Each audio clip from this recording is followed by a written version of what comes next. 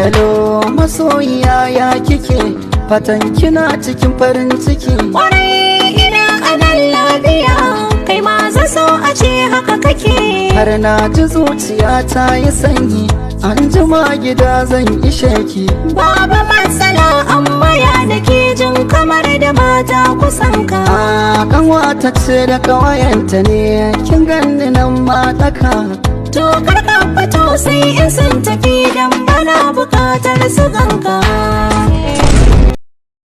Allah ya harfa mun asiri ku tashi nan mu da uban ku tashi